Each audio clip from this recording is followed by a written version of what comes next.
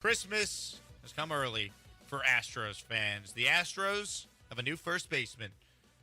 The Astros are finalizing a deal with free agent first baseman Jose Abreu. Bob Nightingale, Bobby Midnight, the first to break it. Chandler Rome and Ken Rosenthal have both confirmed it. It's reportedly a 3-year deal, Cody, worth around $60 million for the 35-year-old who has won an American League MVP before. Your initial reaction to the news that the Astros have replaced Yuli Gurriel, a Cuban baseball player, with a different Cuban baseball player for the next 3 years. Yeah, we don't need no stinking GM here in Houston.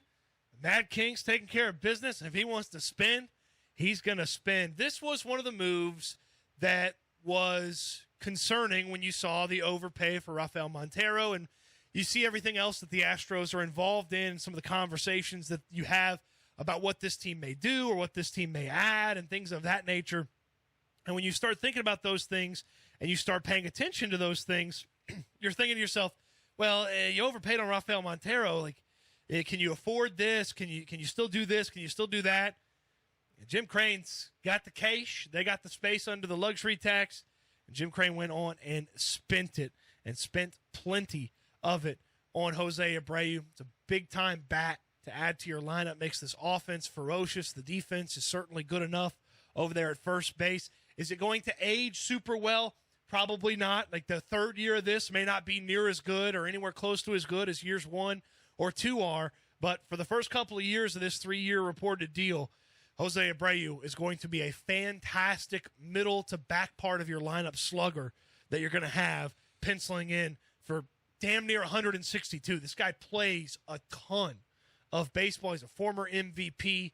He's fantastic. It's a great addition by the Astros. This is exactly what Astros fans were hoping was going to occur this offseason, was don't rest on your laurels, make it even better, and that's what Jim Crane and company did. Yeah, I like this signing as well. Obviously, maybe the concern would be, the power numbers were down this past season. He still had a pretty good year, though, and really after a slow start, he was one of the better hitters in the game from the second half on. The concern would be maybe the age. 35 years old, give him a 3-year deal, but I got to keep winning, man. I'm a win-now team. This is what the Astros should be doing. Once they missed out on Anthony Rizzo, who went back to the Yankees, Abreu was the other top guy available.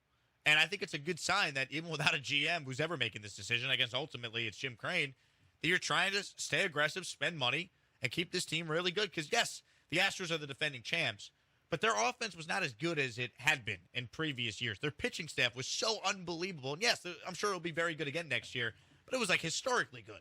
So if you have a chance to improve your offense, to take some of the burden off your starting staff and your bullpen, I think you do it. And you got a guy who's won the American League MVP before. He's a high-contact guy, so he fits the style of the lineup that the Astros have run out there during this dynastic run they've been on. He's got a career 19.8% strikeout rate and a 76.7 contact rate. And this is an offense, as we all know, that likes to put the ball in play. That's what the Astros do better than anyone in baseball. So I think it's a great signing. The only concern is the age, but I'll worry about that in a couple of years. I'm trying to win another championship right now. Spent about $20 million a year on him, so I guess the reported contract's 3 years, $60 million. That doesn't keep you from going and getting a left fielder, if you want to go get a left fielder to split time with Yordan Alvarez and DH with Yordan Alvarez. That also doesn't keep you from extending somebody, if you want to extend one of the players that you could extend, and it doesn't truly, honestly keep you from going and getting Justin Verlander. I will say this does lean more towards Justin Verlander being a luxury addition and not a priority of the offseason based on the way the Astros have spent money so far this offseason, and it makes it less likely that Verlander is back just from a cost of Justin Verlander's standpoint. But Crane's going to monitor that situation and pay attention to it. The addition of Jose Abreu, outside of Anthony Rizzo, that was probably my preference at first base. I would have preferred Rizzo, and he would have cost around this, maybe a few bucks more. He also would have cost a draft pick. You don't lose a draft pick by signing Jose Abreu. There's no qualifying offer attached to him, so there's no draft pick compensation for signing this guy. It's just straight up money, and Jim Crane wrote the check. That's what I was worried about, is will he write the check? For years and years and years, the check didn't get written. It didn't get written for George Springer. It didn't get written for Garrett Cole. It didn't get written for Carlos Correa. And there were reasonable explanations for why this, why that.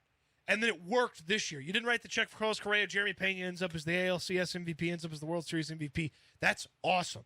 But you still could improve. You didn't have to rest on great. You could be even better than great, and that's what Crane has gone out here and done with the addition of Jose Abreu. Possible Astros lineup in 2023. Oh, give it to me. Give it to me. Give me time to soak it in as you go through it, too. Jose Altuve leads off. I like that. I like that. Very good. Hit 300 last year. Got a couple of MVP votes. World Series MVP Jeremy Pena bats second. It'd be nice. It'd be nice. I got to imagine that he's going to improve on his regular season numbers from last year.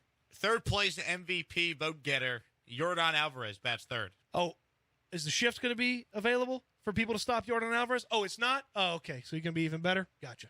Cleanup hitter playing third base, former top 2 MVP vote getter Alex Bregman. Fantastic. Love Alex Bregman. Hope he continues to bring something closer to 2019 and not those couple of years where he was a little disappointing. Multi-time all-star right fielder Kyle Tucker. Yep. Kyle Tucker, fantastic. Would, again, expect that there's going to be some improvement over what Kyle Tucker was able to do in the regular season last year. First baseman, batting sixth. Batting sixth. Jose, former AL MVP Abreu. Batting sixth. I'm looking up right now. I'm trying to find exactly right now how many times Jose Abreu has bat sixth his entire career. All right.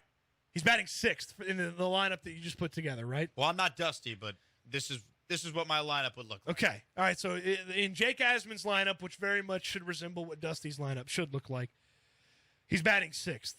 Jose Abreu has had 27 at-bats below the 4 spot in the order in his entire career.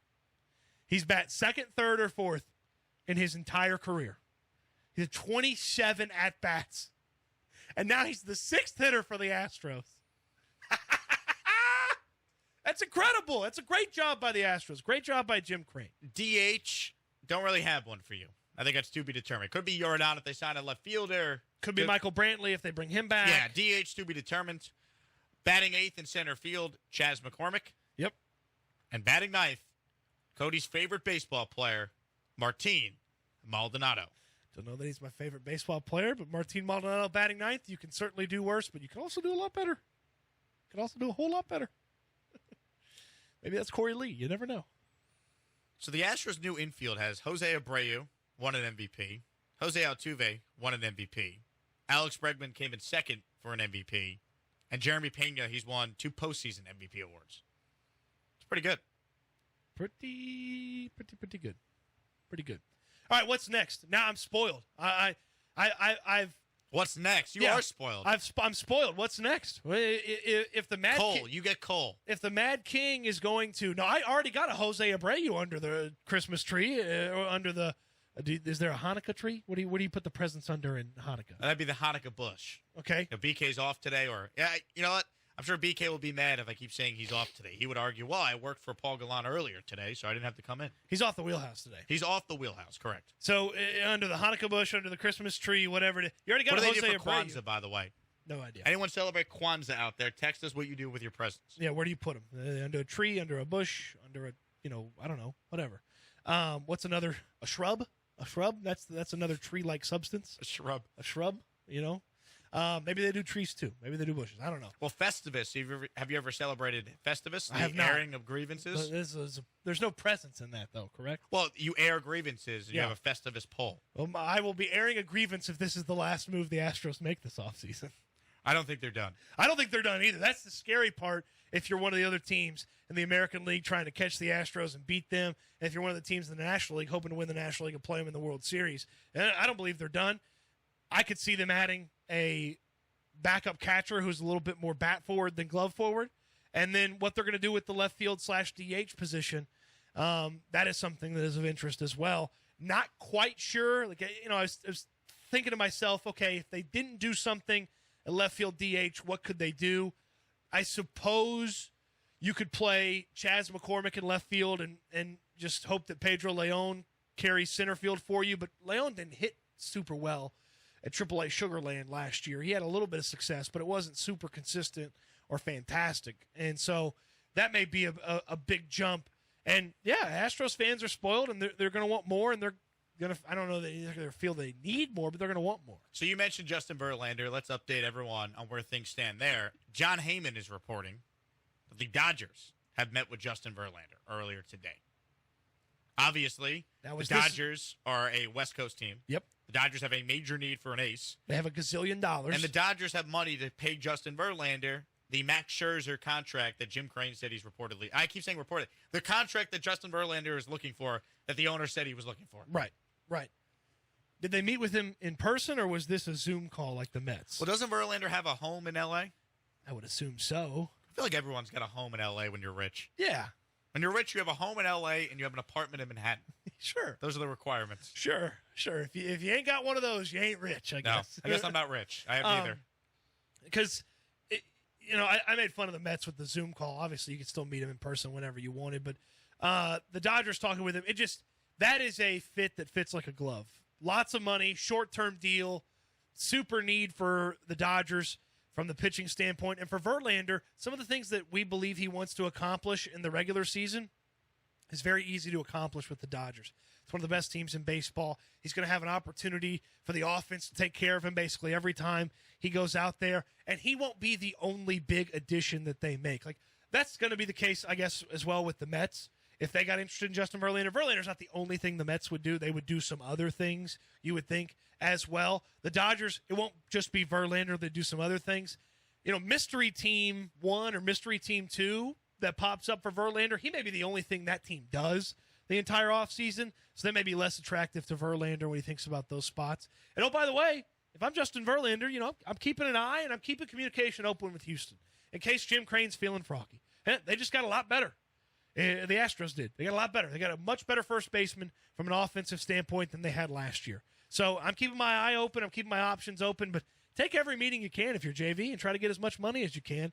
I mean, the Astros seem to know the price of doing business. Plus, if you see Verlander in the postseason, it would be in the World Series. So there's 2 free wins for the Astros as they try to repeat when they face Verlander as a Dodger. That's another aspect of him going to the National League, too, is, he doesn't help a team competing against you in the American League drastically improve. I mean, if he goes to the Rangers and the Rangers all of a sudden are much better in the regular season, or the Angels and the Angels are all of a sudden much better in the regular season, or, he could be the type of guy that tips the scales for the Yankees. In all of a sudden, you're not the top team in the American League, and you're not making everything go through Minute Maid Park if he does something like that, if he moved over to the Yankees. So that's one of the benefits of him going to the National League is if you do see him, it's in the World Series. With as disappointing as the Dodgers have been in the playoffs the past couple of years, you probably won't see him in the World Series.